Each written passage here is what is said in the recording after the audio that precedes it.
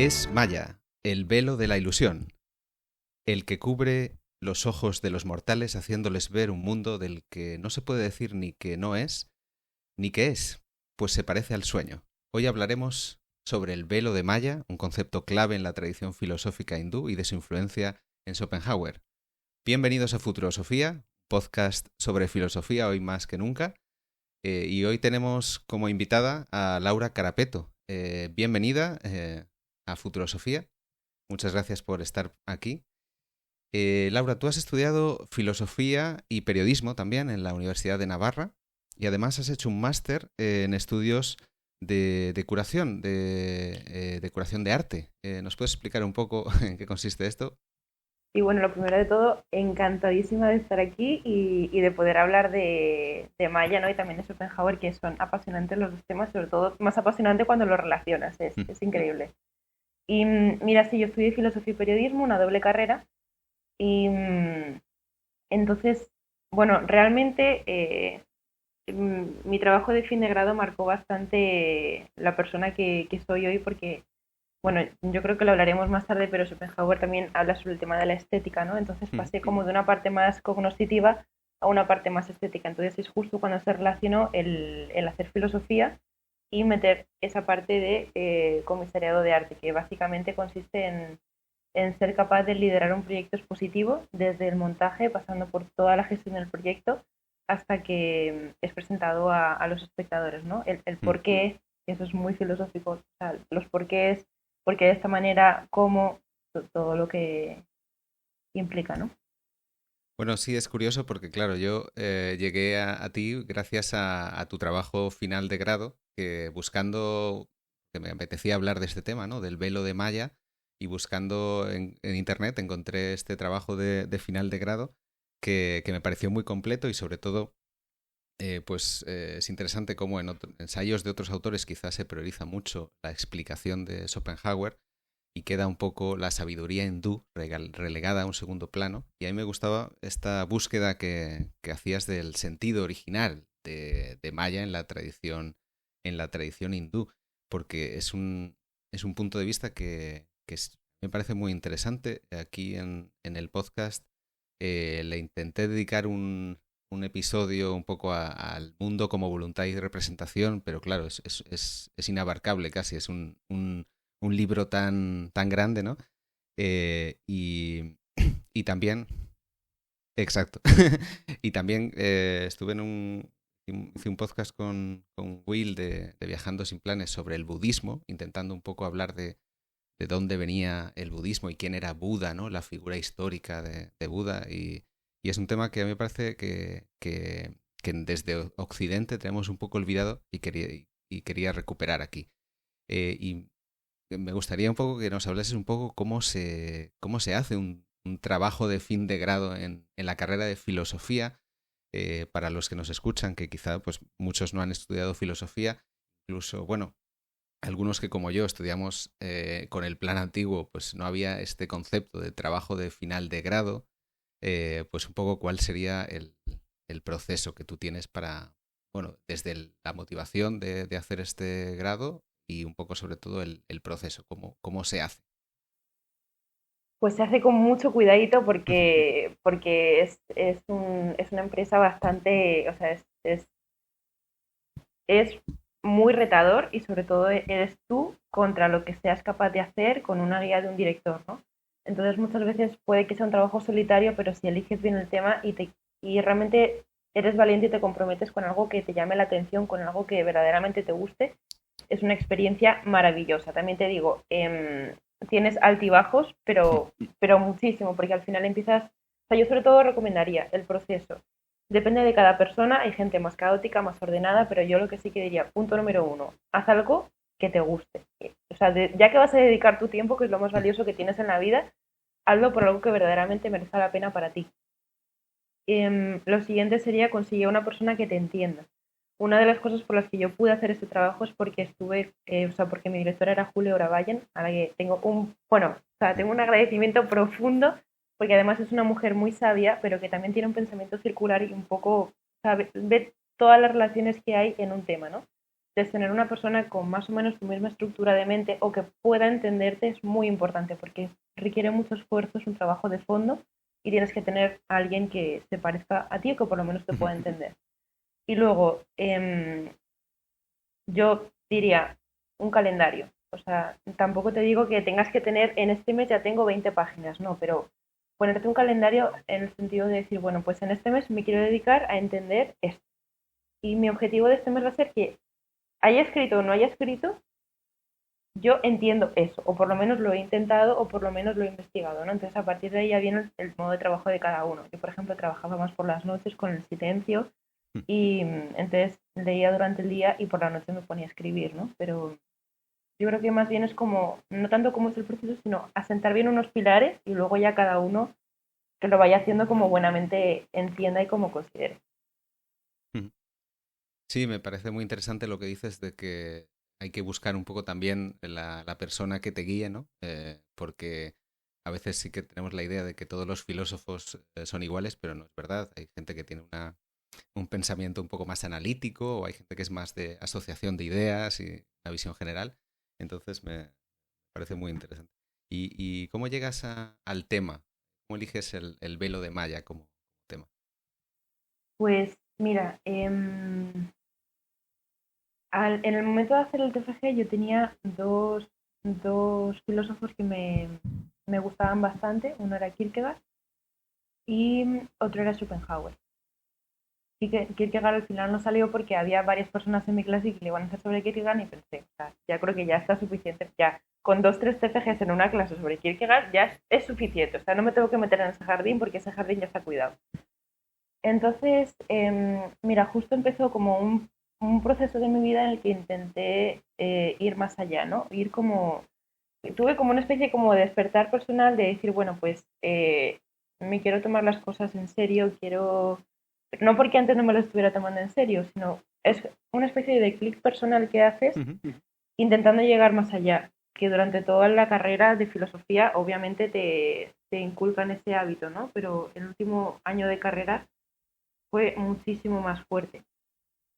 Bueno, perdón si se escucha la música del vecino, ya lo No, siento, no. tenemos aquí una discoteca 24/7, pero no pasa nada. Esto también es compatible con la filosofía, por cierto, por si alguno quiere estudiar filosofía, se puede salir de fiesta y se puede ser una persona súper fiestera. Bueno, total, que me estoy yendo por las ramas. Entonces, en ese momento entre que yo tenía una predisposición para ir más allá y necesitaba pensamientos nuevos, necesitaba formas de ver la realidad que no eran las mías, las que ya conocía, ¿no?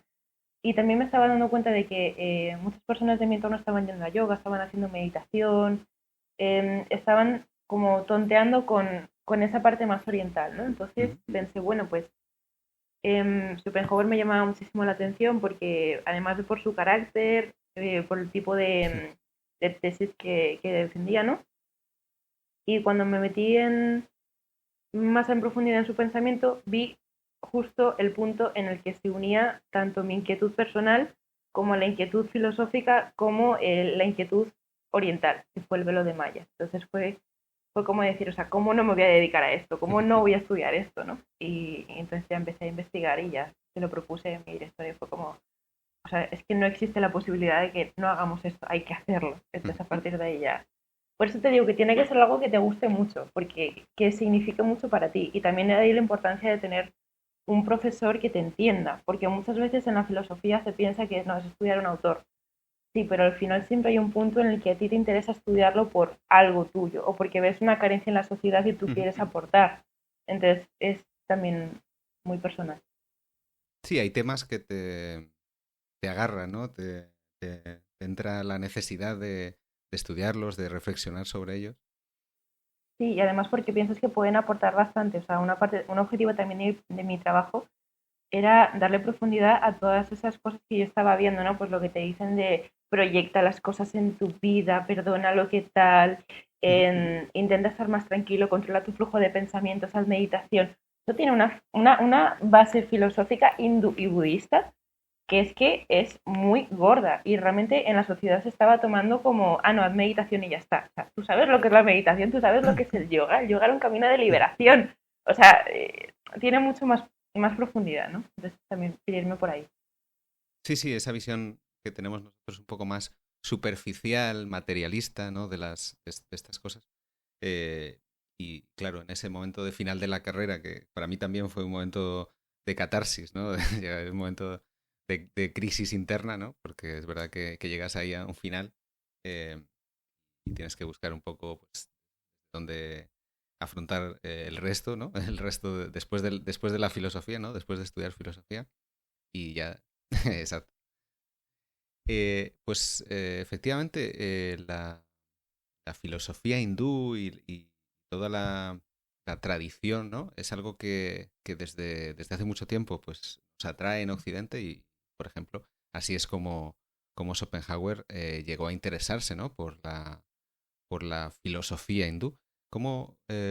Cuéntanos un poco, porque en tu trabajo, por ejemplo, nos hablas de que hay primero, como una tradición que se va desplegando, ¿no? En la India hay como varias etapas históricas eh, y claro, esto es bastante antiguo. Estamos hablando de que se desarrolla estas tesis sobre el velo de Maya en siglos segundo antes de Cristo hasta el primero después de Cristo y Schopenhauer no se encontrará con ellas hasta el siglo XIX. ¿Cómo es esta evolución en la India, ¿no? Porque en la India sabemos que hay como un sentimiento religioso ya por naturaleza, ¿no? Siempre están en una especie de ritual, de liturgia, y cómo aparece este pensamiento, las etapas que tiene. Podemos empezar por ahí, ¿no? Por esta evolución. Vale, genial. Pues, a ver, realmente es también, justo esta pregunta es uno de los retos a los que yo me enfrenté haciendo el trabajo de fin de grado, porque las etapas históricas son distintas a las etapas filosóficas.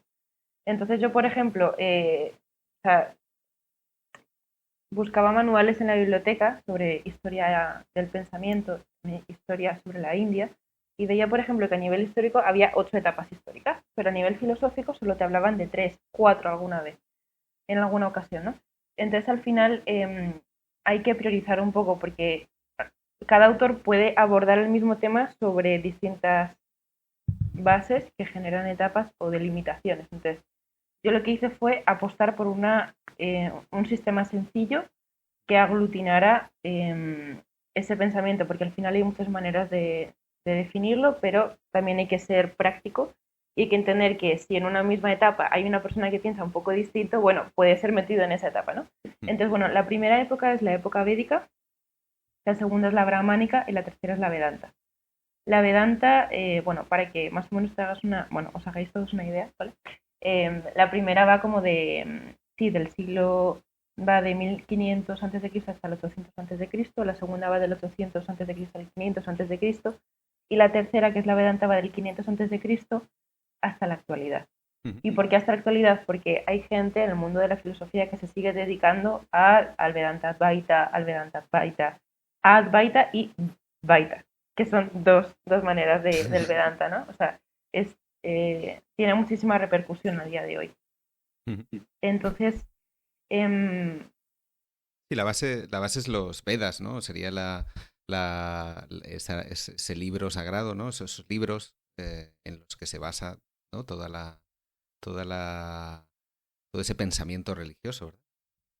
eso em, es, es un poco, es complicado, es complicado. En la primera etapa, em, que es la época védica, se basa sobre todo en los Vedas. Entonces, por ejemplo, tenemos el Rig Veda, tenemos bueno, varios libros en el que sobre todo se hablan de cuáles son las gestas de los dioses, qué rituales hay que hacer a modo de sacrificio, cuáles son los cánticos que acompañan ese sacrificio y de qué manera se pueden hacer exorcismos para llegar a la liberación, ¿no? Entonces, en esa primera etapa sí que está basada en los Vedas, y es como una etapa prefilosófica en la que sobre todo se hablaban de los mitos de los dioses y se intentaba transmitir a través de la sabiduría, sí, esa sabiduría tradicional y oral, ese sentimiento de pertenencia religiosa, tanto por una comunidad como en el sentido de que cada uno desarrollara ese sentimiento religioso natural del que tú hablabas, ¿no? Entonces, básicamente esto consiste en una tradición oral. Y de hecho, en esa primera etapa no había filósofos, eran sabios, eran personas que se dedicaban a tener esa sabiduría y a llevarla a otras personas, ¿no? En esta segunda etapa llamada la época brahmánica, ya sí que aparecen los pensadores como tal. ¿Esto qué significa? Que no hay un intento, o sea, no solo se quiere transmitir conocimiento, sino que se quieren sistematizar. Y a partir de ahí tenemos principalmente un libro sagrado que se llama las Upanishads, que forma parte de las Shruti, igual que los Vedas. La Shruti es la tradición sagrada. Entonces, dentro de la tradición sagrada están los Vedas, los Shruti y demás libros. Pero bueno, para el caso, vamos a las Upanishads, ¿no? En las Upanishads son una compilación de los escritos de varios pensadores a lo largo de cientos de años. ¿Cuál es el reto al afrontar esto? Que dentro de que las Upanishads tienen una unidad, dependiendo si es el Chandogya Upanishad, si es el Mundaka Upanishad, cada uno tiene como su propia perspectiva de la vida, pero es cierto en que todos bueno, tienen ese nivel. Si quieres luego podemos hablar un poco más en profundidad de ella, ¿no? Y luego el Vedanta Upanishad, madre mía, la escuela Vedanta, perdón, se basa en los Upanishads, también en esa tradición de los Vedas, pero entra aquí en escena ya Badarayana, que Badarayana es un filósofo que se dedica a intentar sacarle el jugo filosófico bueno, pues a todos los libros que habíamos visto de la tradición de la Shruti, ¿no? Entonces, al final, ahí lo que hace es intentar traducir a un lenguaje filosófico sistemático novedoso, porque lo que pretende es hacer como una reescritura de lo que se había dicho hasta el momento, y a partir de allí surgen las escuelas, ¿no? Pues la escuela Vedanta Advaita, la escuela Vedanta Advaita y otro tipo de escuelas. Pero aquí lo más curioso es que Maya, desde la primera etapa hasta la última, tiene o sea, tiene un significado que fluctúa un montón. Maya, para la primera etapa, para la época védica, era el poder espiritual de aquellos dioses que eran capaces de crear cosas materiales en el mundo empírico y que además conservaba un orden. ¿Eso qué quiere decir? Que aunque,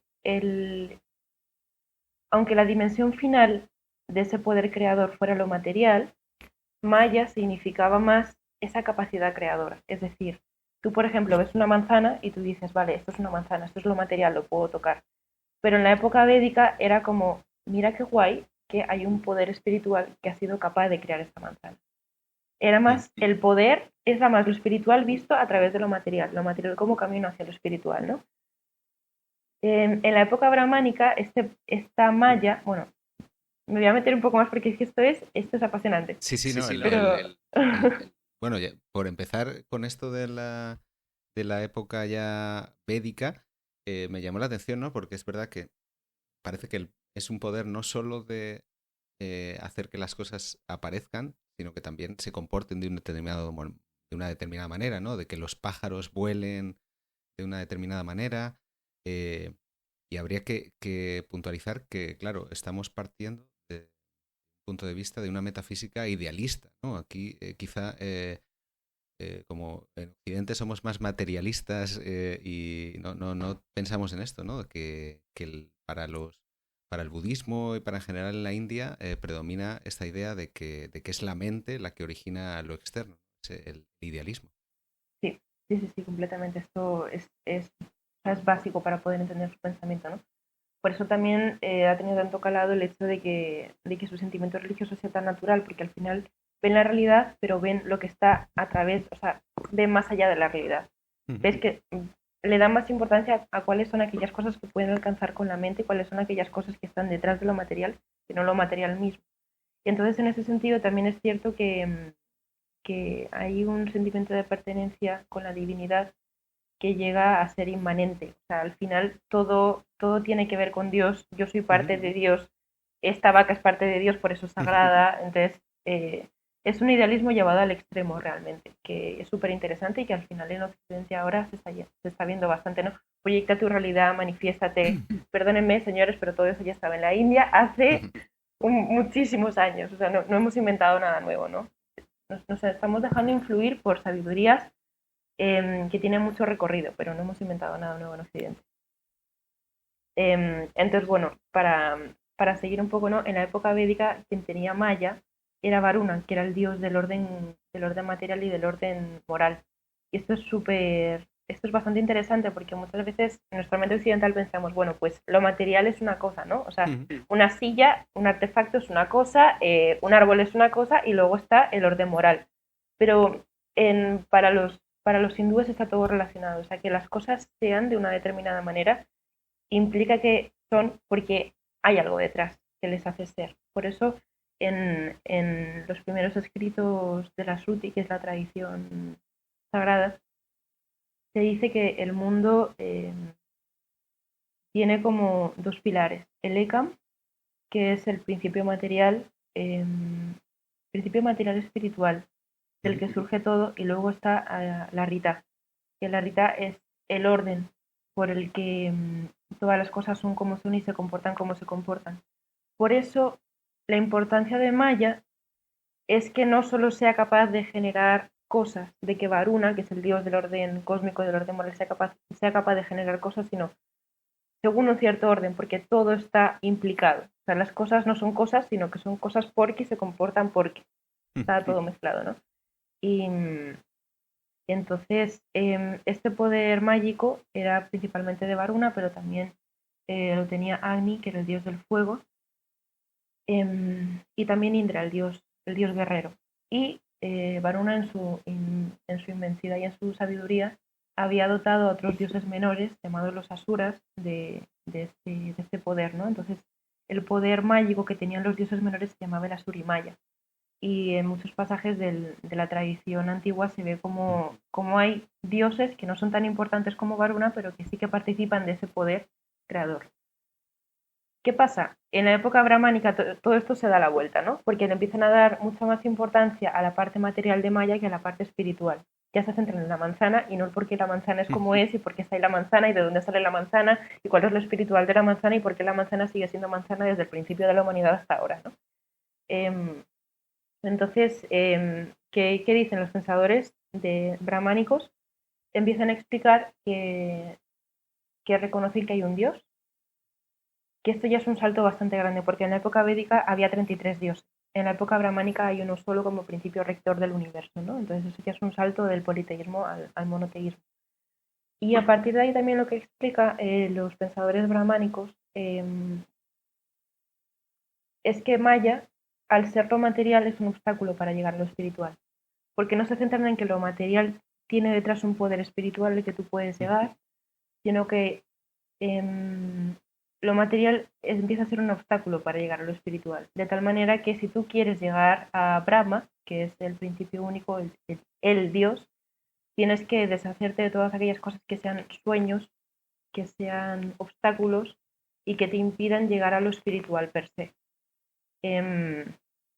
Bueno, y luego ya en la época Vedanta esto o sea, es una locura porque viene Guadapada con su teoría de la irrealidad y te dice o sea, que no es que mayas sean aquellas cosas que te obstaculizan llegar a Brahma, sino que todo lo material te obstaculiza llegar a Brahma, por lo tanto todo es maya y como maya significa engaño, todo es irreal y por lo tanto, o sea, estás en un mundo en el que nada es real y bueno, pues ahí te quedas tú con tu irrealidad y pidiéndole clemencia a Brahma para que te saque de un lío en el que no sabes muy bien ni cómo has llegado, ¿no?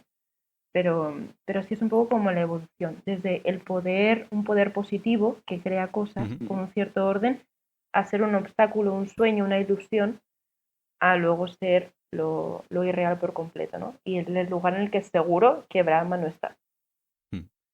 Sí, me interesa la parte esta de Brahma como principio, ¿no? Como algo que establece el orden cósmico, porque a mí sí que me parecía como que había este paralelismo, ¿no? Quizá con Star Wars, ¿no? Con la idea de la fuerza, que aquí tenemos esa fuerza cósmica, y luego los seres vivos, cada uno de los seres tiene su fuerza interna, ¿no? Su fuerza viva, que sería este Atman del que hablan, ese alma que hasta cierto punto pues se transforma en ese Brahman.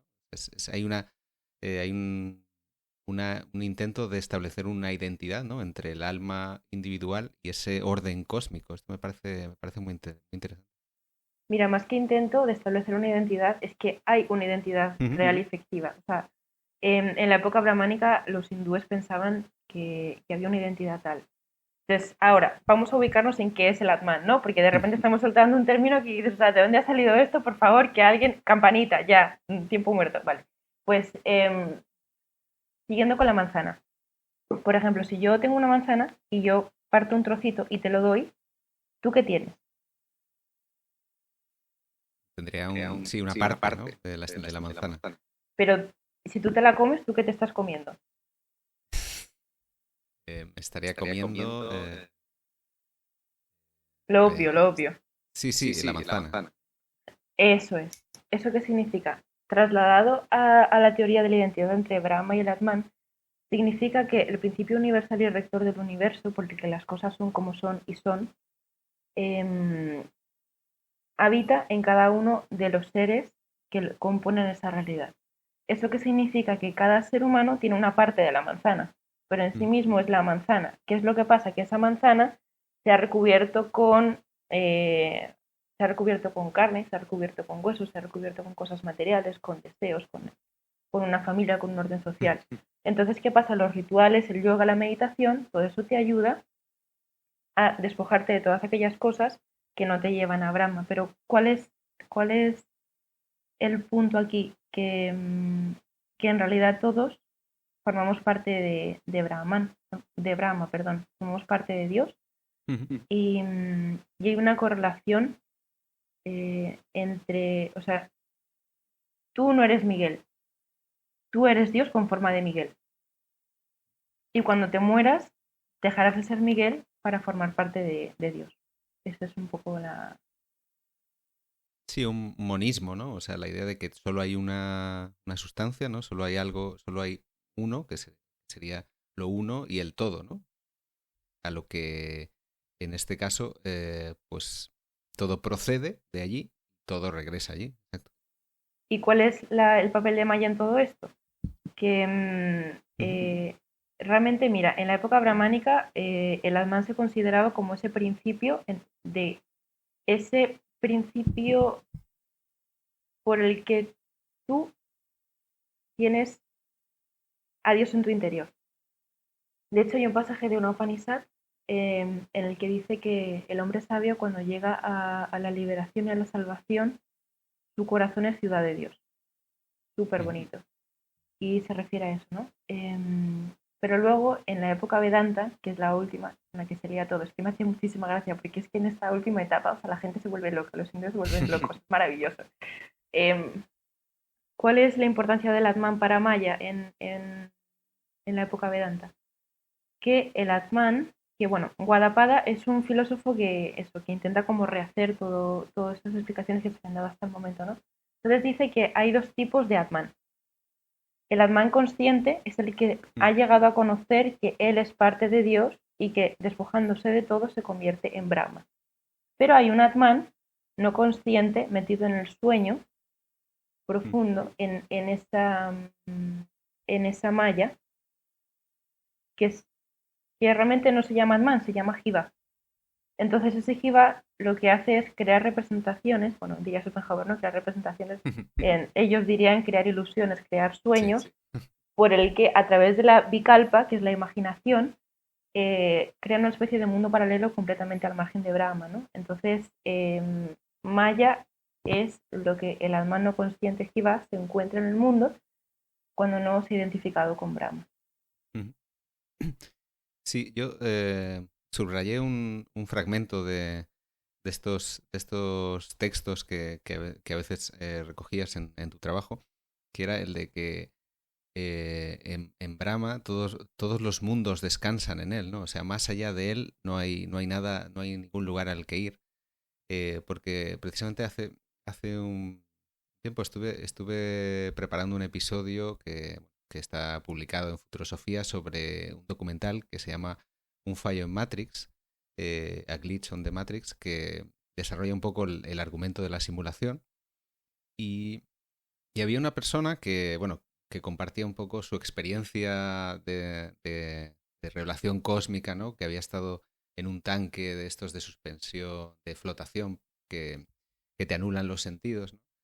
Y comentaba un poco bueno, que su revelación era que, bueno, que aparte de que estuviéramos en una simulación, como que su sensación es que aunque tú salgas de este mundo empírico, material, no habría nada afuera, ¿no? Esa fue su revelación interior y esto me lo recordó bastante, ¿no? El hecho de que no haya nada fuera de ese Brahma, ¿no? Que nosotros igual tenemos en Occidente una idea más dualista. En Matrix, pues bueno, obviamente tiene una influencia de Descartes, ¿no? De este dualismo de mente-cuerpo. Y aquí, en este velo de malla, pues lo que tenemos sería una red, ¿no? Algo que te atrapa, algo que nos hace esclavos, ¿no? O algunas maneras de comportarnos, de relacionarnos con el mundo, ¿no? Los deseos, etcétera, cosas que están, eh, pero que no son algo externo, ¿no? O sea, es como una representación, una cosa que está manifestando algo que es un principio único. Me pareció muy interesante. Solo una puntualización, o sea, para los hindúes no es que no haya nada fuera de Brahma, sino que todo lo que es Brahma. O sea, no existe nada más fuera de Brahma porque Brahma es lo que es, entonces es lo que contiene lo que es, ¿no? Entonces no tendría sentido hacerse esa pregunta para los hindúes, para un occidental tiene todo el sentido del mundo, o sea, y después de este principio, o sea, ¿cómo justificas este principio, no? Pero para ellos no hace falta justificar nada, o sea, hace falta sabiduría, por favor, no hagas ese tipo de preguntas, ¿no? Sí, el mundo, o sea, claro, nosotros pensamos sí, que hay fuera del mundo, ¿no? Pero en realidad, bueno, que hay fuera del universo, ¿no? ¿Cuáles son los límites? Siempre nos gusta buscar el más allá, ¿no? Vale, y llegamos al final del universo y hay un muro o qué hay detrás, ¿no? Siempre nos interesa saber qué hay detrás de las cosas. De hecho, por ello Schopenhauer es tan importante porque al final le da la vuelta a esto, ¿no? Él dice, bueno, pero es que detrás del mundo no hay un principio racional, hay una voluntad. Entonces, le da la vuelta justo a ese esquema mental europeo, occidental, de cuál es el principio regidor, la inteligencia, tal. No hay inteligencia, no hay orden, solo hay voluntad, una voluntad irracional que al final se queda en la disolución del sujeto y ya está, ¿no? Y otra cosa que también quería puntualizar es que muchas personas piensan que siempre se ha llamado velo de Maya o red de Maya y esto no es así. En la época védica era Maya, porque era poder mágico. Los asurimayas era Maya. En la época brahmánica es velo de Maya, porque es como si tú estuvieras sucio o tuvieras una red encima, que es la red de Maya que te atrapa, tienes que limpiarte, tienes que frotarte un poco el cuerpecito para sacarte toda esa suciedad y ahí llegar a Brahma. Y luego en la época Vedanta se habla de velo de Maya, pero sobre todo se habla más de Maya, no tanto de velo de Maya, ¿no? Entonces, aquí Schopenhauer, ¿qué hace? Dice, época védica. La Maya era un poder positivo. No me convence. Lo quita, literalmente. Se va a la época brahmánica, que era, que era el velo de Maya en la época brahmánica. Era un obstáculo para conocer lo que es lo verdaderamente real, que es lo espiritual, y lo máximamente espiritual es Brahma. Ok, me convence el sentido peyorativo. Siguiente, época Vedanta. ¿Qué significa Maya en la época Vedanta? Según Gaudapada, que es el precursor del Vedanta Advaita. Es lo irreal, aquello que se me presenta y que no tiene nada que ver con lo que son las cosas como tal, porque no hay una realidad, un matrix total, ¿no?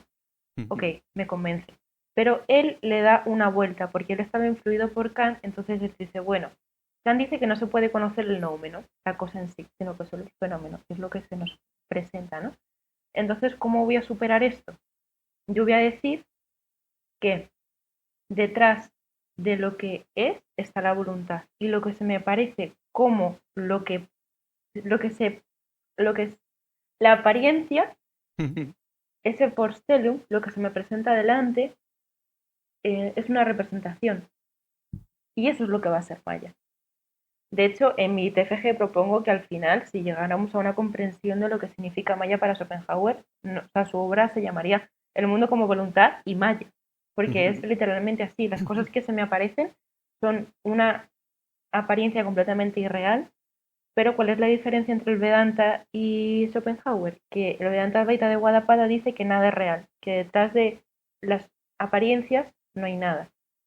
Schopenhauer dice que detrás de las apariencias está la voluntad. Y después de la voluntad está el caos y el nirvana, ¿no? Pero es distinto. Sí, el velo, ¿no? Es que esa imagen es muy poderosa, ¿no? El velo que yo me lo puedo imaginar como el velo de una novia, que es algo que hay que retirar, ¿no? Hay que, para poder ver bien, o lo que tú decías, ¿no? Como una telaraña o algo así. Si nos vamos a la imagen esta de Matrix, ¿no? Pues hay un momento en el que Neo pues se quita como una especie de viscosidad, una capa que le cubre, ¿no?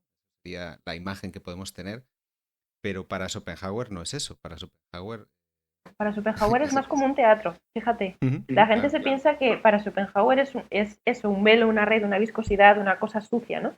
Eso más bien sería para los brahmánicos. Es una cosa sucia que tienes que quitar para llegar a lo que verdaderamente es. O sea, Matrix es brahmánico, literalmente. Eh, pero para Schopenhauer, la representación, la malla, es más bien como si de repente tú estuvieras andando por la calle, ¿vale? Tú andas por la calle, vas a hacer la compra, tal, lo que sea. De repente aparecen cuatro tipos y te hacen una representación teatral. Ah, sí, porque Shakespeare decía que bla, bla, bla, bla. 5 minutos y se van. Y tú te quedas como, ¿qué ha pasado? ¿Qué es esto? Pero claro, dices, bueno, pues ¿qué voy a hacer? Sigues con tu vida. Para Schopenhauer, eso es la representación. Es una apariencia que se te pone delante, por eso o sea, la palabra alemana es que viene al pelo, porque es Vorstellung. Vor significa delante, Stellung significa o sea, el acto de poner, ¿no? Lo que se te pone delante, como una representación, como una apariencia que no te dice nada más, no te da información nada más que de sí misma, pero por sí no te informa de lo que está como sustento del mundo. Entonces es literal que vengan unos tíos, te representen 5 minutos de Shakespeare y se vayan, pero te quedas como... Uh, Sí, sí. O más modernamente, pues podría ser la televisión, las redes sociales, ¿no? Eso sería ese Vorstellung, ¿no? Ese teatro que te aparece delante de lo que dices tú, gente que aparece, que desaparece y no tiene una relación, ¿no? Con la parte más profunda. bueno, fíjate, ahí no estoy de acuerdo contigo. Yo creo que en los años 70, bueno, sí, hace años, por ejemplo, en la década de los 80, los 90, sí que se pensaba que este mundo digital o este mundo no real, no, no material, no te decía, no te informaba nada de la realidad, pero a día de hoy todo lo que se dice en la tele, en las redes sociales, eh, es real. O sea, si a ti te ponen un montón de insultos o un montón de alabanzas por redes sociales o alguien te entrevista en la televisión, eso es súper real. Y te informa de quién es esa persona. Ya, yo creo que ya hemos pasado esa etapa. Lo digital ahora forma parte de lo real. Simplemente es otro tipo de proyección. Pero vamos, o sea, no sé, o sea, eh, lo que pasa en los móviles, lo que pasa en las pantallas, sí que te informa de lo real. Ahora, entiendo que tu punto era enciendo, apago y se me presenta delante un Sí, teatro del mundo, ¿no? Así que en eso sí que te lo compro, pero bueno, con sí, sí, sí. esa... No, pero lo que dices es verdad. Podríamos irnos a Baudrillard, ¿no? Que el mapa sustituye al territorio, ¿no? Que en este caso lo hiperreal es más real que lo material que nosotros tenemos en nuestro mundo privado o no, lo que no aparece delante de los demás. Sí, sí. Me gusta que me lleven la contraria y que me pongan otros puntos de vista, que es un poco la gracia, ¿no? De tener estas conversaciones. Sí que, claro, hemos visto que Schopenhauer, bueno, toma mucho de esta parte más final, ¿no? De Maya, ¿no? De la escuela Vedanta, que al final es la escuela que todavía continúa, ¿no? Me parece muy interesante, ¿no? Como sí que quizás nosotros tenemos la idea de que en la India pues están los Vedas, están las Upanishads, ¿no? Que son como hitos, pero luego ha habido como unas enseñanzas posteriores, ¿no? Que es más moderno quizá, ¿no? Sí, además, otra de las cosas por las que también hice el trabajo de fin de grado sobre este tema es porque o sea, me estaba dando cuenta de que había publicaciones de la Universidad de Granada, de la Universidad Complutense, que seguían hablando del Vedanta, ¿no? Y de hecho, bueno, pues conocí a una profesora de filosofía que ella era consultora filosófica, pero que ya estaba plenamente convencida de que el Vedanta Advaita era el tipo de sistema filosófico que necesitaba Occidente. O sea, eh, la India no son solo rituales, una vaca sagrada y un río. Eh, Tiene vida hasta el día de hoy. Estamos muy influenciados por la India y o sea, por todas las culturas orientales. Y sí, o sea, sí, es increíble y tiene repercusión hasta el día de hoy. Hay gente que sigue haciendo Vedanta a día de hoy. Bueno, y lo que comentabas del yoga, ¿no? El yoga, si hablamos de que realmente lo que hay es vikalpa, ¿no? Hay esa fantasía, esa imaginación que genera cosas, el yoga trabaja para poder controlar, ¿no? Ese flujo mental a través de las asanas, de las posturas y de las respiraciones, ¿no? Del prana, de cómo nos relacionamos, ¿no? con nuestra mente también, ¿no? Hay una especie de meditación a través del cuerpo. Sí, sí, sí. Y además hay una cosa que también me enamoró de los hindúes y es que en Occidente pensamos con la cabeza.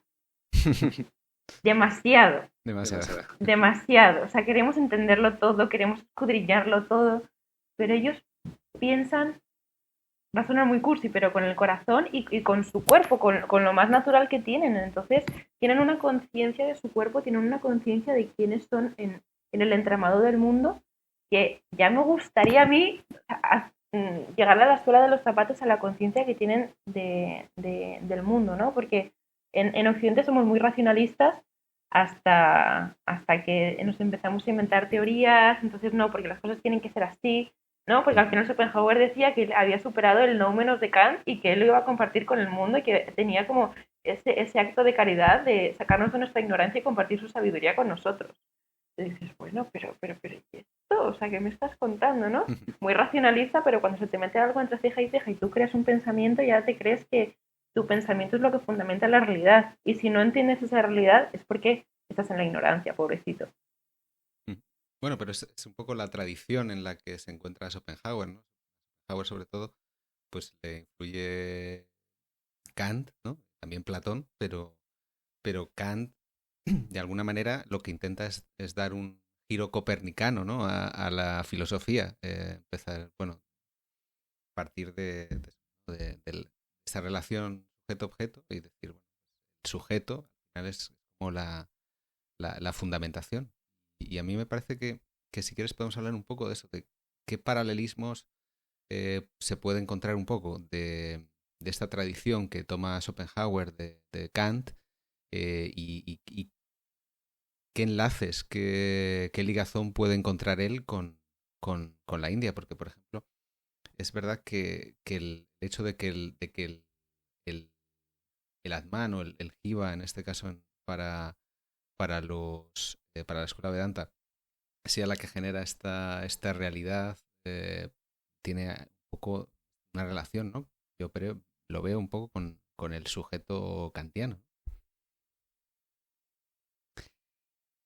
A ver si lo puedo explicar. Para Kant, por aquí mis apuntes, la conciencia, ¿no? del yo pienso es lo que permite reconocer las representaciones como unificadas. Y aquí tendríamos una parte empírica, ¿no? Lo que yo estoy proyectando, ¿no? Si me estoy explicando, pero eh, Pero ahí, por ejemplo, sí que se ve relación con el Atman Vedanta, porque al final ujú, la parte empírica él la proyecta según su ignorancia y su inconsciencia. unido a la imaginación fantasiosa de la Vikalpa. Entonces ahí también sería lo mismo, tiene representaciones fantasiosas Ujú. que Schopenhauer llamaba fantasmas. Sí, sí. Y bueno, a partir de ahí es que esa, sí, ahí sí que te doy la razón, ahí sí que yo veo un punto de unión, ¿no? Pero bueno, sí. Pero como también esta parte de como trascender a lo empírico, ¿no? O sea, hay un yo empírico, un yo del día a día, que estaría... luego hay como hay un sujeto trascendental, ¿no? Hay unas categorías, hay unos esquemas que están como por encima, ¿no? No están en el... eh, estoy explicando, pero de alguna manera que veía esa relación de que hay como una parte más, más empírica. Para mí es una pregunta más que una reflexión. O sea, es una pregunta de... yo entiendo que él, que Schopenhauer encontraba algún punto de conexión con Kant y la India y esta escuela Vedanta, pero no acabo de ver que sea tan claro. Bueno, él quiere pasar de Kant, ¿no? O sea, quiere superar esa distancia con el noúmeno y llegar a lo que es. Pero ese paso, ese puente, es lo que me falta por acabar de ver. Vale, mira, esto realmente es difícil de ver porque Schopenhauer va a compartir con la humanidad su sabiduría y tú como discípulo tienes que reconocerte como ignorante y asumir lo que el maestro Schopenhauer dice. O sea que entiendo que hay un punto en el que dices, triple salto mortal carpado para atrás, sí, pero es cierto que tiene relaciones, ¿vale? Para Kant, él distinguía entre fenómeno y noúmeno. Para Schopenhauer sería representación y voluntad. ¿Por qué? Por lo que los fenómenos que se aparecen ante mí son representaciones. Eh, ¿Y qué es la cosa en sí? El noumeno, la voluntad. Porque Schopenhauer consigue con la filosofía hindú llegar a esa cosa en sí que Kant no puede. Ese es como el punto de conexión, ¿no? Fenómeno noumeno, representación, voluntad a través de este concepto de rasgar el velo de Maya, que al final la representación acaba siendo la malla misma y la voluntad y el número acaba siendo la voluntad. Pero es que además Schopenhauer tenía otro tipo de influencias. O sea, él tenía, por ejemplo, influencia de Spinoza en el sentido de que la voluntad es una voluntad irracional que lleva a los seres a luchar por su propia supervivencia y su propia conservación, ¿no? Eso también lo decía Spinoza. Y luego también hay otra parte bastante hegeliana en el hecho de decir que el espíritu absoluto de Hegel es una razón, un logos que al final acaba culminando, ¿no? Y que tiene sus partes, o sea, tiene como sus momentos de despliegue y se va desplegando cada vez de forma más perfecta y más completa, ¿no? Pues Schopenhauer decía más o menos esto mismo, pero en vez de con un logos que se va, con una razón que se va desplegando, con una voluntad que se va desplegando, porque cuando tú quitas la representación, el fenómeno kantiano del mundo, te quedas con que lo que se despliega es una voluntad irracional, no una razón. O sea que entiendo que sea un cacao, porque Schopenhauer dice, esto me gusta, esto aquí, esto también lo echa el puchero y esto también me gusta. Entiendo, pero bueno, la relación entre Kant y Schopenhauer sería fenómeno como representación, número como voluntad. Sí, y Schopenhauer también critica un poco la manera de conocer, ¿no? Porque al final, para él, el conocimiento no es por abstracción, sino que es por... aquí ya no sé cómo sería la palabra, si por revelación, si por intuición. eh, Me suena un poco como abrir la percepción, ¿no? Esto que se puede decir de consumo de ciertas drogas, ¿no? Que abre las puertas de la percepción. A mí me da esa impresión, un poco ligado con Spinoza, ¿no? De ver las cosas subespecie eternitatis, ¿no? Desde el punto de vista de la eternidad, elevado por el espíritu, ¿no? Dejar de ver las cosas de la manera ordinaria, librarse del flujo común del pensamiento, ¿no? Encontrar como un bypass, algo que te permite hacer el clic para superar y pasarse a ese sujeto puro, Esa voluntad pura, sí. ¿no? Eh, Bueno, es que aquí Schopenhauer, o sea, nos diría que cómo puede ser que estuviéramos haciendo tú y yo estas preguntas. O sea, es horrible, no nos hemos enterado de nada de la clase de la que ha dado él en la Universidad de Göttingen. O sea, nos echaría la peta, pero muy fuerte. Porque él básicamente lo que diría es, si el mundo es voluntad, ¿cómo te atreves a intentar entender el mundo por abstracción? Ujú. Si lo que tienes que conseguir es una, digamos, un contacto directo con las cosas que son en sí, que es la voluntad, es el número, ¿no? Pero es que se ha visto como, sí, es que te acercas al problema y dices, o sea, Schopenhauer se ha quitado de un plumazo eh, todo ese pensamiento que decía que la abstracción era el modo de conocer. Para él, el modo de conocer es la contemplación y dentro de la contemplación el grado más alto de contemplación es la contemplación estética. De ahí también viene porque yo luego me metía a temas de comisariado, ¿no? Porque dije, bueno, pues que tiene toda la razón, tiene toda la razón. La mejor forma de contemplación es la artística, la estética. Y él decía que precisamente es la contemplación estética porque es la que te hace, es un tipo de contemplación en la que el sujeto se olvida de su afán de supervivencia y le es ajena toda representación, porque hay un contacto directo entre lo artístico y la persona. Entonces ahí es cuando se produce una pequeña moksha, que es una moksha es liberación en sánscrito, ¿no? Es ese momento de turilla, de entendimiento completo, en el que no hay sueño ni ensoñación posible, en el que tú has descubierto a Brahma, has descubierto ese principio, ¿no? Entonces, eh, claro, te diría Schopenhauer, bueno, a ti y a mí y a todo el mundo, o sea, no intentes encontrar en el mundo una razón que esté por debajo del mundo mismo, porque lo que hay debajo del mundo mismo es voluntad. Y eso no puede ser entendido a partir ni del logos ni de su abstracción, solo por contemplación. Es decir, contacto directo con lo que es. Sí, volviendo un poco a la idea de Matrix, para distinguir lo que es real, ¿no? De esto ilusorio o sueño, pues habría que superar eso mediante, mediante la contemplación, mediante la contemplación artística, la música, por ejemplo, ¿no? Es muy importante para Schopenhauer, porque no es, sí que ahí sí que desaparece la representación, por, superas la representación. Y mira, y aquí también hay una cosa que me hacía muchísima gracia. Bueno, es que es brutal.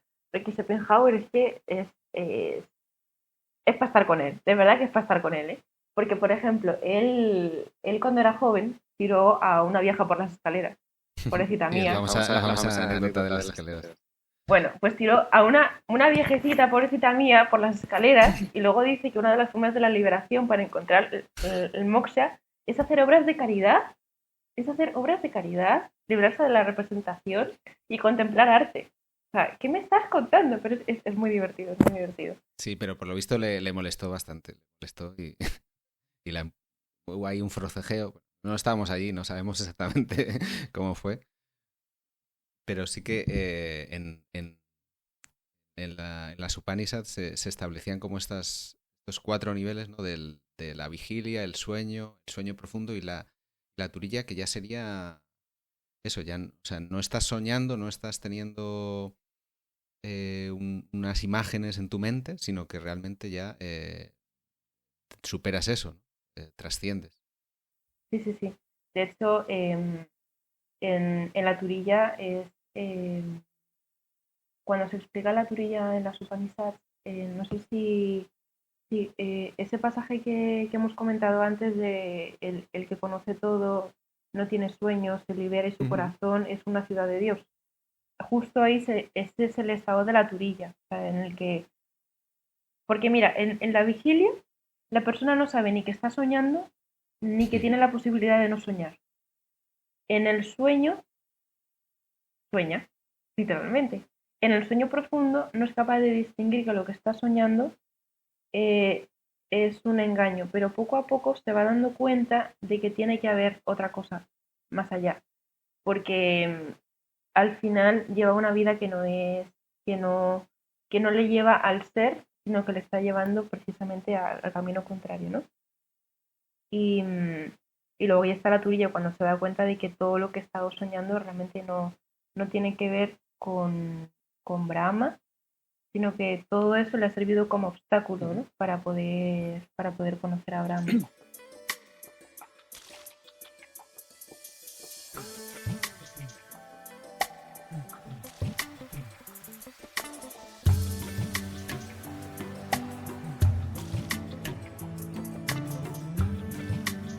Mira, otra cosa súper interesante de este tema de la Turilla, y yo pensé, pero ¿cómo se atreve? O sea, ¿cómo se puede atrever Brahma contra la Maya?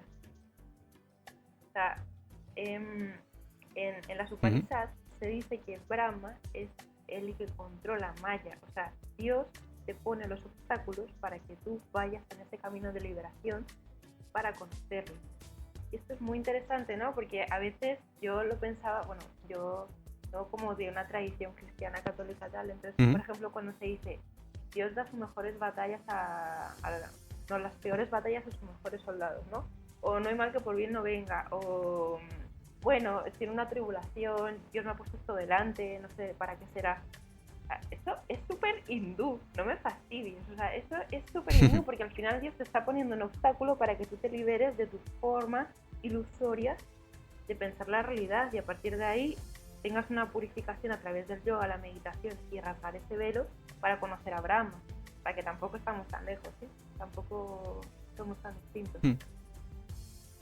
Sí, lo que pasa es que es verdad que para el budismo, por ejemplo, la manera de superar eso sería pues superar tu, eh, tus deseos, ¿no? Tu apego al mundo, los vínculos irreales que tienes con ese entorno, tus intereses egoístas y es un poco también pues lo que toma Schopenhauer, ¿no? El cómo superar esa voluntad personal, ¿no? Para llegar a la voluntad cósmica, a ese eh, bueno, a ese nirvana, ¿no? Que habíamos hablado, que sería mediante la contemplación, quizá el ascetismo y la compasión, ¿no? Que la compasión en la visión moral de Schopenhauer tiene mucha importancia, pues sería eso, cuando realmente superas un poco tu egoísmo para preocuparte por el dolor de los demás, ¿no? Por el sufrimiento de los demás.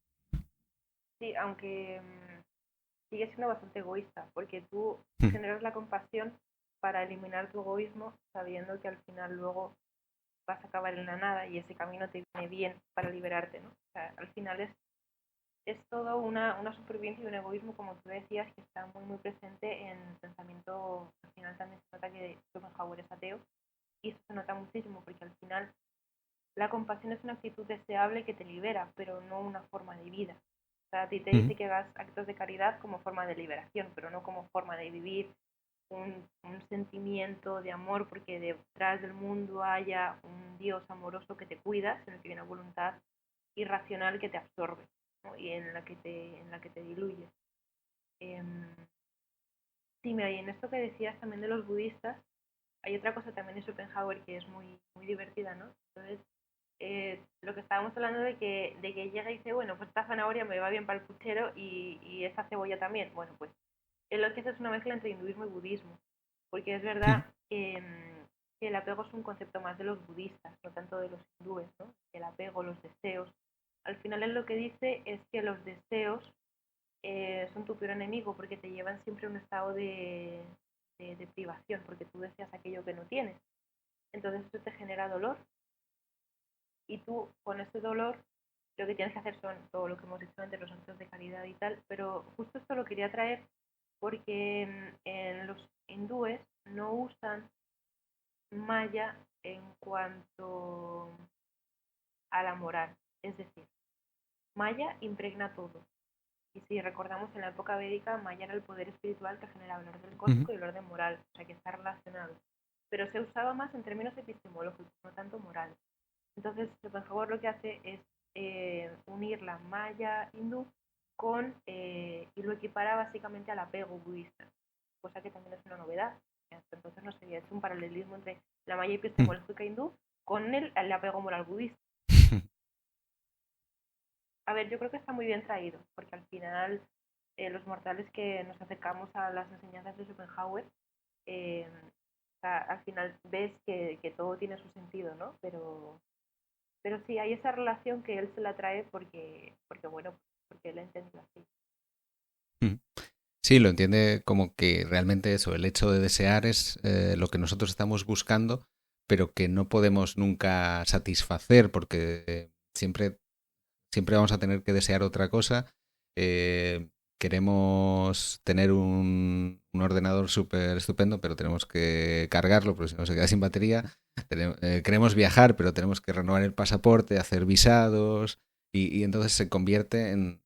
El deseo nos genera sufrimiento porque seguimos teniendo que desear otras cosas y sobre todo lo que queremos es nuestro bienestar, nuestra autoconservación, ¿no? Y sobrevivir y esa actitud pues acaba generándonos dolor porque genera ese esfuerzo y al rasgar un poco el velo o superar ese deseo interno, ¿no? Nos damos cuenta de lo vano que es y nos vamos hacia afuera, ¿no? Hacia contemplación, hacia ayudar a los demás y no estar apegados a esos sentimientos quizá, lo cual es un poco, no sé si irónico o contradictorio, de que bueno, que al final Schopenhauer pues, no deja de estar en una sociedad pues quizá más romántica, ¿no? Más sentimentalista y como su reacción es un poco la contraria, ¿no? El aislarse de eso, tener una búsqueda espiritual, ¿no? Es algo que quizá en nuestro mundo pues podría ser interesante, ¿no? El cómo Schopenhauer se interesa por estos temas, eh, no solo desde un punto de vista quizá filosófico, sino también quizá personal. Sí, y mira, justo en eso, eh, yo también haría ahí un apunte, porque es verdad que Schopenhauer es decimonónico, es romántico. Cualquiera que haya leído un poquito sobre autores de ese periodo se da cuenta de que es lo que está a flor de piel, la naturaleza es un reflejo del sentimiento de los personajes, o sea, todo es una burbuja de emoción, ¿no? Pero en este punto yo creo que como tal, Schopenhauer sí que te dice que tienes que tener una búsqueda y tienes que librarte de esa red de malla para poder conseguir esa liberación que llega al nirvana. Pero por otro lado, sabes que la forma de plantearlo a nivel filosófico creo que sigue siendo muy sentimental, porque si al final el fundamento de todo es una voluntad irracional que se muestra como caos, que se genera como principio egoísta dentro de cada uno de nosotros, es una guerra constante, es precisamente, es una explosión de sentimientos, es una explosión de emociones, pero llevado justo a la otra parte, no a la parte positiva, bonita, perfecta, super guay del mundo, qué Sí, bonito sí. es, sino precisamente todo lo contrario. Y en ese sentido, por ejemplo, yo pensaba, bueno, eh, Kant se decía que tú podías saber dónde estaba Kant en todo momento solo mirando el reloj, porque él hacía los paseos, ¿no? Entonces él a las 4 puntos pasaba por esta calle. De hecho, sus vecinos ponían en punto sus relojes gracias a Kant, porque cuando Kant pasaba por una calle ellos sabían la hora que era. Yo eso sí que lo veo más como lo que tú decías, pero Schopenhauer yo veo que realmente es un filósofo que se da cuenta de que el mundo es una guerra continua, Ujú. eh, es todo caótico, son las personas luchando contra sí mismas y con los demás. Y creo que es justo lo contrario, porque, bueno, yo no sé, a ver, ¿alguna vez has intentado imaginarte cómo es el nirvana? No, sí que pensaba un poco en lo de la voluntad. La voluntad sí que igual sería para mí como, yo pensaba igual en el humo negro de Lost, ¿no? Algo así como un torrente, ¿no? Un torrente una riada, ¿no? Algo así. Pues mira, justo a eso iba. O sea, el nirvana para mí es una explosión de seres que se diluyen en el uno. O sea, es toda emoción, es gente muriendo, es gente diluyéndose. Eh, es puro sentimiento, pero sentimiento no como estamos acostumbrados, ¿no? O sea, también la valentía de Schopenhauer es que es que se mete precisamente a decir algo que yo creo que nadie le gustaría decir, que es Mm. que al final el mundo es, es puro vacío consumado en sentimientos egoístas. Y es súper feo y es súper fuerte y por favor no leáis a Schopenhauer un día que estéis depre porque es que, o sea, no lo hagáis, no lo hagáis. Pero sí, Sí, pero hay que leerlo cuando estás con un ánimo un poco más elevado, quizá, de realmente superar eso, ¿no? Levantarse frente a eso, mirarlo a la cara, ¿no? Y, y no sé si hay alguna cosa que quizás nos hemos quedado un poco en el tintero, sobre todo, más que de Schopenhauer, que creo que hemos hablado bastante, más sí de esta visión un poco de- de la India, ¿no? De cómo, qué es lo que se piensa actualmente, ¿no? Sobre estas ideas, sobre la realidad, lo real, qué es esa malla ilusoria, ¿no? Y cómo trascender, ¿no?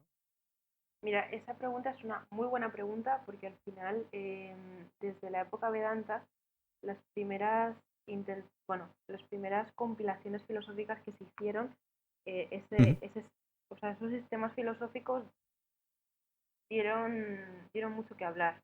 Eh, ¿Por qué? Porque al final es como el culmen de la India, ¿no? El que se recoge toda esa sabiduría, esa fruti, y se intenta realmente dar, dar un significado más racional, aunque hemos quedado con idealistas, ¿no? Em, Ujú.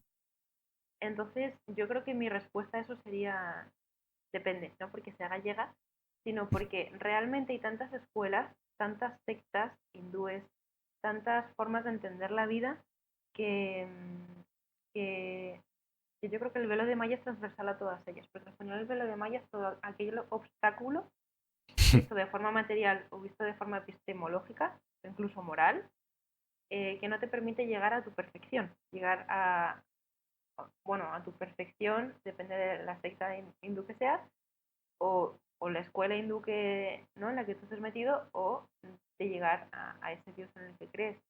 Pero es que ahora mismo, o sea, la religión en la India está súper repartida. O sea, hay gente que sigue siendo politeísta, gente que sigue teniendo ese tipo de pensamiento, ¿no? De Vedanta, incluso brahmánico. Pero yo creo que uno de las conclusiones personales que yo saqué de mi trabajo de fin de grado es que al final Maya es como un cajón desastre. O sea, aquí viene todo el mundo y dice, no, pues yo quiero adelgazar. Vale, ¿cuál es mi Maya? Un pastel de chocolate. Vale, yo quiero ser buena persona. ¿Cuál es mi Maya? Mi egoísmo. Eh, yo qué sé, ¿sabes? Al final, Maya es toda aquella cosa que te embauca para, para que no llegues a tu objetivo. Pero ese objetivo siempre es trascendental, ¿no? De hecho, bueno, esto es una cosa en primicia y exclusiva que nunca dije en mi trabajo de fin de grado porque no tuve suficientes fuentes como para poder corroborarlo. Pero en la primera parte en la época védica, hay algunos escritos que hablan de Maya como una diosa que embaucaba a los hombres. Nunca lo pude afirmar porque uno tiene que afirmar las cosas ¿no? que puede comprobar y que luego puede Ujú. dar detalles de ello y mira, está aquí, está aquí. Pero bueno, es cierto que aunque no se pueda decir que ese es el significado que se le daba, sí que dice mucho sobre el tipo de concepto que se tiene de Maya. Es todo aquello que te separe de tu objetivo trascendental, ¿no? Ujú. Y entonces Sí, cada uno que sería. haga examen de conciencia y diga cuál es su Maya. Pero por favor, tampoco la estigmaticemos, porque al principio era un poder. Es que lo bonito de esto es que al principio era un poder creador, que daba orden, que creaba cosas bellas. O sea, Sí, sería como Circe, ¿no? Sería un poco ese personaje que se encarga de, en este caso, pues, eh, curioso, de embaucar a Ulises, ¿no? Y tenerle atrapado, ¿no? De alguna manera, entre comillas, atrapado voluntariamente en este caso, pero eh, yo creo que hemos profundizado mucho, incluso en cuestiones eh, metafísicas, sentimentales. Parece que realmente hemos profundizado, gracias sobre todo a tu trabajo que como he dicho, es muy completo, está accesible en Internet, lo cual es un logro para la filosofía. Me gusta que estos trabajos no queden en el olvido, sino que se pueda volver sobre ellos y se pueda seguir reflexionando y sobre todo darte muchísimas gracias por haber venido hoy a explicarnos esto. Seguramente nos hemos quedado con algunas ideas que deberíamos seguir desarrollando y quizá en otro momento pues también podamos seguir hablando, ¿no? Pero sí que quería darte las gracias porque nos has dado una clase Pues magistral. muchísimas gracias, ¿no? De verdad que yo encantada y al final yo creo que también lo importante de la filosofía es que no se quede en hice un tratado de esta persona hizo una, ¿sabes? Un manual de tal, sino decir, a ver, ¿cómo la filosofía me puede ayudar a mí a ser mejor persona? ¿Cómo me puede a mí amueblar la cabeza para que todo este discurso de malla que hemos tenido, oye, me diga a todas las personas, o sea, Ujú. ¿cuál es tu malla? ¿Cuál es la representación en la que tú, cuál es la representación en la que tú te dejas embaucar? Porque Maya tiene poder para embaucar, pero también hay una parte de la voluntad que dice, yo me dejo embaucar. Bueno, ¿cuál es tu representación? ¿Cuál es tu principio último? ¿Qué quieres hacer tú con tu vida, no? O sea, ¿qué es aquello sí, que te obstaculiza? Porque al final yo creo que eso es lo que es Ujú. la filosofía, es pensar sobre la realidad actual, sobre la realidad pasada y tratar de darle un porqué y de ser mejor como persona, porque una persona que se enfrente consigo misma y con la realidad siempre sale ganando, ¿no? Puede que con un esguince, pero siempre sale ganando. Muchísimas gracias, Laura, y muchas gracias a los que escucháis Futurosofía. Hasta el próximo episodio. Adiós.